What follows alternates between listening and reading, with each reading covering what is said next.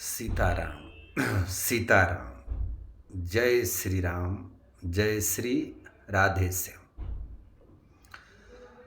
आप सभी नारायण भक्तों को हमारी ओर से प्यार भरा जय श्री कृष्णा, जय श्री राधे, जय श्री राधे श्याम।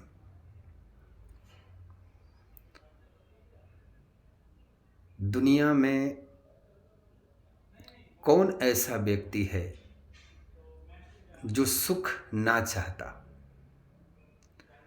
जो संपदा ना चाहता हो, जो ऐश्वर्य ना चाहता हो? यदि हम आपसे ये कहें कि ऐसा एक कोई व्यक्ति का नाम बताइए जो सुख सुविधा से युक्त अपना जीवन जीना ना चाहता हो, तो एक भी ऐसा आदमी नहीं जिसे आप कह सकें कि वो सुख सुविधा वाला जीवन ना जीना चाहता हो। नारायण भक्तों,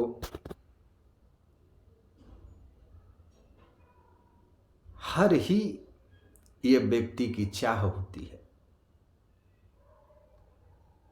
लेकिन कभी हम गंभीरता से नहीं सोचते हैं, कभी हम गहराई से किसी विषय का चिंतन नहीं करते हैं, ताकि परमात्मा ने, प्रभु श्री राम ने, हमारे गोविंद ने हर वो चीज हमें दिया जिसकी हम कामना भी नहीं कर सकते। मानव शरीर दिया, सनातन में जन्म दिया, सनातन धर्म में जन्म दिया, भारत में जन्म दिया, और उससे भी बड़ा सौभाग्य क्या जो कि हमें हिंदू में जन्म दिया। कुशल पत्नी दी, बाल बच्चे दिए, सगे संबंधी दिए। नारायण भक्तों, भगवान से कभी कुछ मांगना नहीं पड़ता है, वो बिन मांगे हमें देता है। जैसे आप अपने जीवन में विपत्ति कभी मांगते नहीं हैं, फिर भी विपत्तियां आ जाती हैं, तो जिस तरह से आप विपत्तियां नहीं मांगते हैं, दुख नहीं मांगते हैं, और आपके जीवन में वो आ जाती है, वैसे ही ये भरोसा रखो उस मालिक के ऊपर, उस प्रभु के ऊपर, तो सुख भी बिन मांगे आपको आ जाएगा। सुख का मतलब क्या? कुछ लोग संपत्ति में अपना सुख खोजते हैं, कुछ लोग अच्छे बंगले बना करके बंगले में रहना वो सुख समझते हैं, कुछ लोग गाड़ियों में सुख ढूंढते हैं। वो तो सुख चंद मिनटों का है, वो तो सुख चंद महीनों का है, सदा सुख वो नहीं है। लेकिन हम अज्ञानवश केवल संपदा में, केवल अच्छा जीवन जिए, सुखी तरह जीवन जिए, भले हम गोविंद का नाम ना जपे, लेकिन हमें सब कुछ चाहिए। ये हमारी सोच होती है। नारायण भक्तों, भगवान का नाम जपो या मत जपो, भगवान के धाम में जाओ या मत जाओ, यह कोई जरूरी नहीं कि जो नाम जपता है उसी को प्रभु संपदा देते हैं, उसी को प्रभु सदा सुखी रखते हैं। ऐसा नहीं है। जो नाम जपता है उसके यहाँ भी सुविधा प्राप्त रहती है, उसके यहाँ भी संपदा प्रभु हमारे देते हैं। लेकिन जरा आप चिंतन करो, जरा आप गहराई से सोच करके देखो कि क्या जो संपदा तुम्हारे पास उपलब्ध है, जो सुख तुम्हें प्रभु श्री राम ने दे रखा है, जो नाम और प्रतिष्ठा तुम्हें गोविंद ने दे रखा है, क्या तुम उस पद के, उस संपदा के, उस सुख के अधिकारी हैं? अपने कर्मों को यदि उस सुख और सुविधा से यदि मिलाएंगे तो आपका आंसर यही आएगा कि नहीं।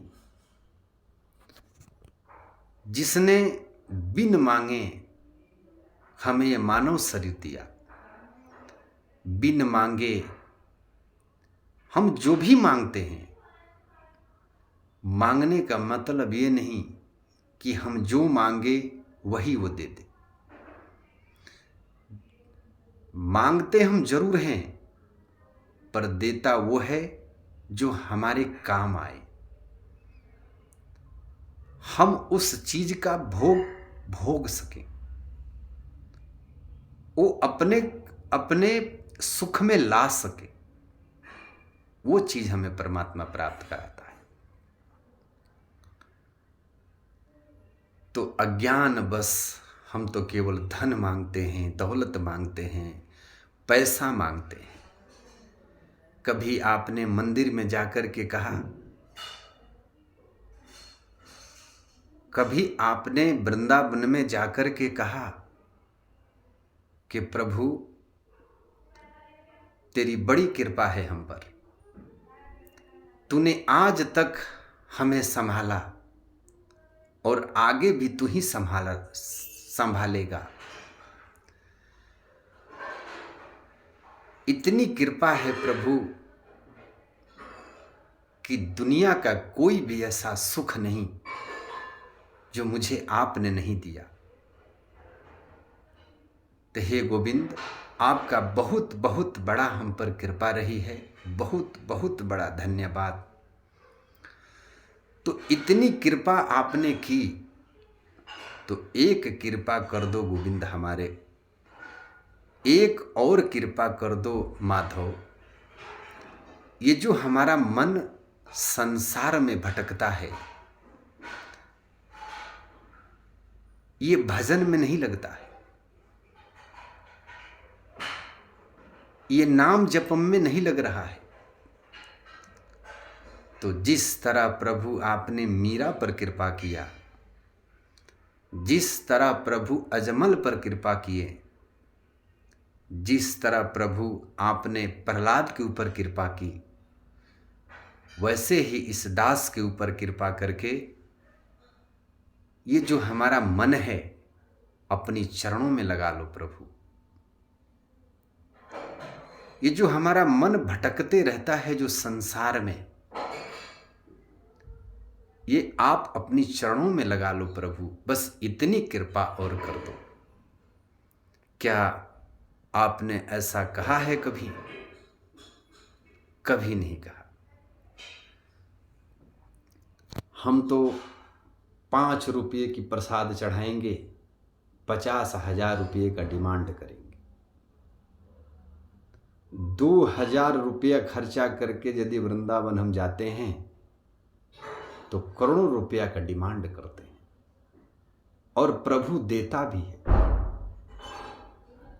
प्रभु देते भी हैं। तो क्या है ये भक्ति? अरे महापुरुषों का चरित्र उठा करके देखो,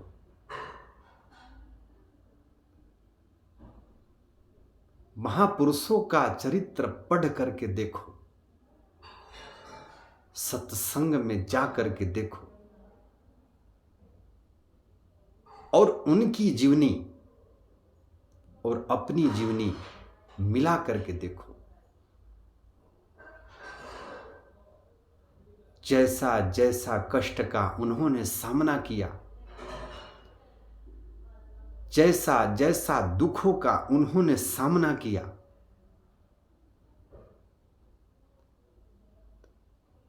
क्या आप उसका किंचन मात्र भी कष्टों का सामना कर सकते हो? कभी नहीं कर सकते हो। बोलते हो कि समस्या है हमारे जीवन में, बड़ा कष्ट है हमारे जीवन में। समस्या किसके जीवन में नहीं होता है? कष्ट किसके जीवन में नहीं है? तकलीफ किसके जीवन में नहीं है?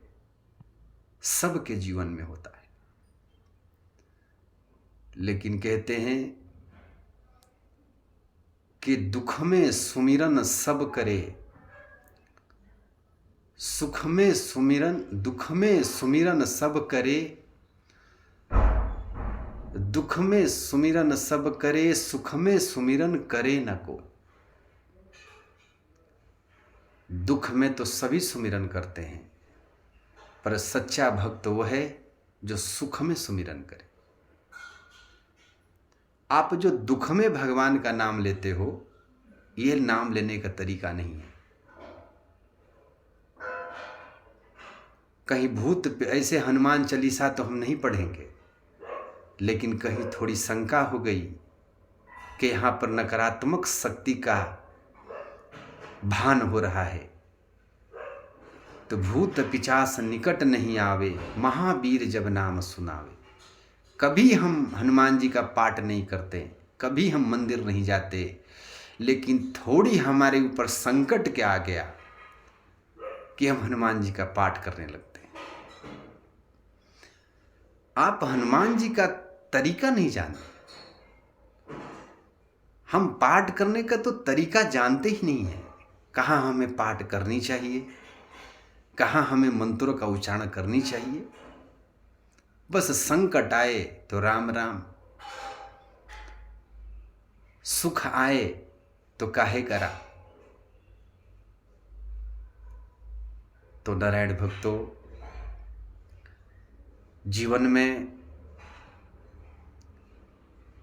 धन दौलत रुपया पैसा ये किसी के काम नहीं आया जो आपके काम आएगा। ये मन की भ्रम है कि पैसा है तो हमारे पास सब कुछ है।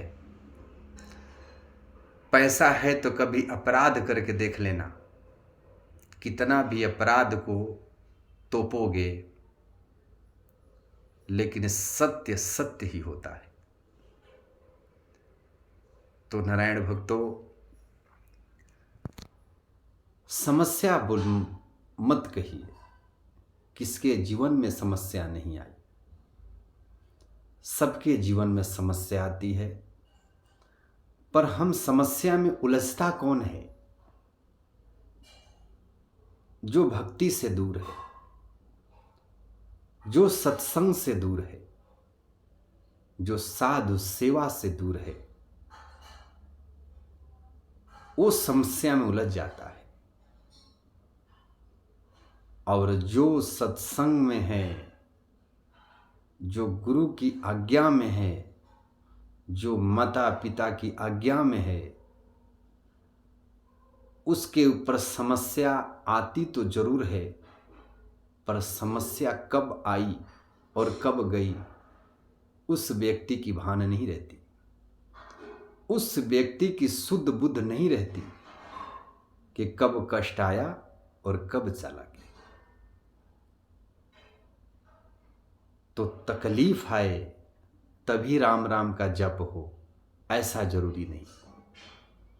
जब आप संकट में हो तभी हनुमान चालीसा का पाठ करें, यह भी कोई जरूरी नहीं। भक्ति जब हमें करनी है तो उसमें धन दौलत से क्या लेना देना।